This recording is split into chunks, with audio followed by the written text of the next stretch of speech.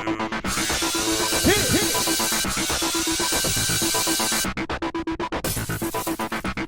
guys, welcome to another recap of The Amazing Race. They are still racing in China. Last time we left the show, Kenton Vixen and Zev and Justin had not checked in yet. So Zev and Justin managed to squeak in, and then Kent and Vixen, they referred to them as the Goths. Does anybody not agree with that? I thought Goths had to have like all black hair and like black clothes and white faces. I would have considered them more of like emo with the, pink hair, but that's just me. If you know, put it in the comments. Alright, so they were behind because they left their fanny pack behind in the gondola on the last leg. They went there, they found it, they continued on the race. They ended up getting a 30-minute penalty, which is to be used at the pit stop when they check in. And the race is continuing.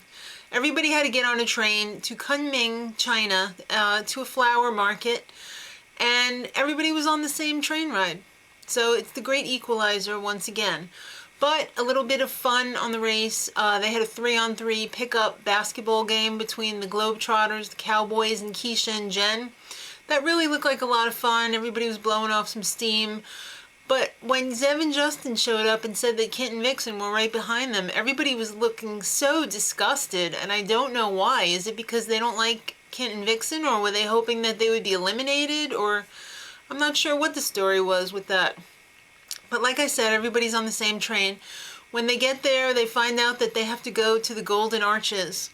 And I guess they told the taxi driver that it was actually the Golden Horse and the Jade Cock Arches. But, or the Jade Cock Memorial, but the driver took them to McDonald's because I guess that's the Golden Arches, which was wrong. You couldn't be more wrong. Okay, so, the Cowboys ended up stealing the Globetrotters taxi. At least that's what it looked like. I don't think they found out about it either, so. Alright, it's time for a detour. It's either honor the past or embrace the future. So in honor the past, they had to watch this Tibetan, costumey performance with 15 different people, then go in the back room and recreate it with these Tibetan Barbie dolls, which was really weird. Or embrace the future, where they had to unload a truck with solar water heating supplies and install the tubes on the top of a building. Both of those tasks seem pretty hard to me because, well, maybe the theater one was a little bit easier because they could have at least split up the people between the two of them, but some of those costumes were pretty similar and intricate. Kent is so needy. Every week I say this, and every week it's true. They chose the solar tube thing, and he was all like, Vixen, I can't do it. I have to stop. Oh, I'm falling. Oh, I can't do it. My hands are full. He absolutely kills me. Absolutely.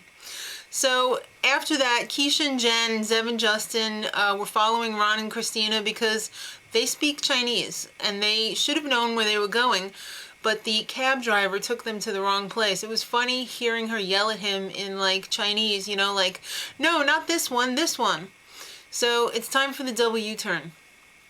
And Kent and Vixen got to the double U-turn, and they knew that they had to U-turn somebody. But the first time they used the U-turn, when they were in their original race, they U-turned somebody who was ahead of them, so it didn't really mean anything. So the only person that they knew for sure, well, the only people that they knew for sure was behind them were the redheads, so they U-turned them.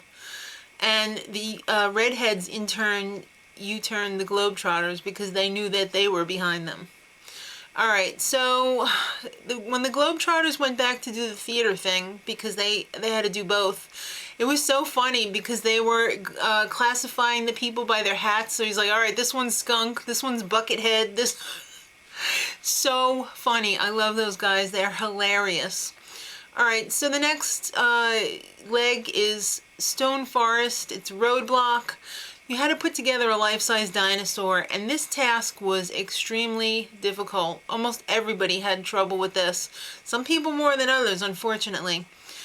Vixen confided in Keisha and Jen, or just Keisha, I guess, that there was a 30-minute penalty incurred upon them.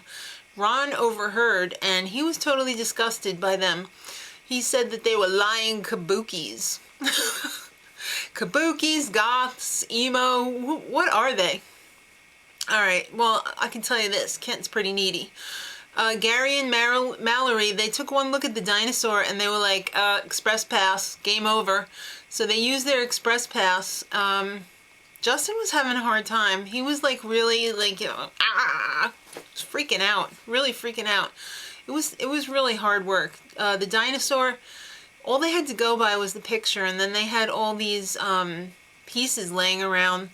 And the paleontologist that was standing around to judge it were like no help. I mean, like every so often they'd be like, no, you must stop. That's dangerous. So they had to take it apart and start over. When it was Kent's time to be judged, he was like, paleontologist, paleontologist, come over here. I'm ready. Come over here, paleontologist. But it was wrong. But he finally got it in the end.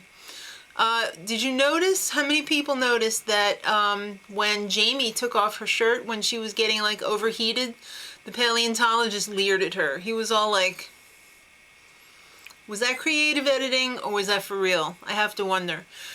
She was having a really tough time with the whole situation. And she was exhausted. I can attest to that myself. Today I was carrying a case of water up to Maddie's dorm room and my arms are still dead. Alright, so Greenlight Park was the pit stop. Jet and Cord just edged in there past Gallery, Gary and Mallory, and they ended up winning $5,000 each. Not too shabby for being in first place. So then in second was Gary and Mallory. Third was Margie and Luke. Kent and Vixen tried to get in fourth place, but they had their 30-minute penalty.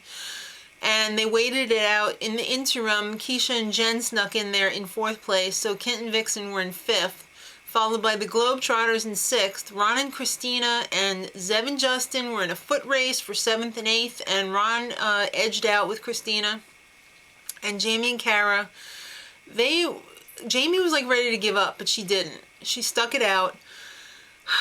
I gotta give her a lot of credit. I thought I would be happy to see them go, but I was a little bit sad because she really gave it her all, and I felt bad for her in the end because she was so tired and just like mentally, physically, and emotionally exhausted.